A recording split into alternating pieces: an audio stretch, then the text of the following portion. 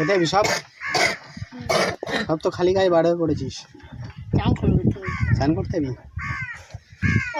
কি করতে যাবি? তোর নাম কি?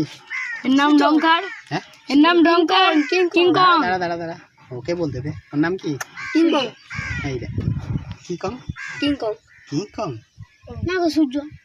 সূর্য? তাহলে এত সুন্দর নামটা তোরা কিং কং বানিয়ে দিচ্ছিস। সূর্যকে রোদ দেয়, একে মারার উচিত। আচ্ছা, কিং কং নাম দিয়েছিস কেন?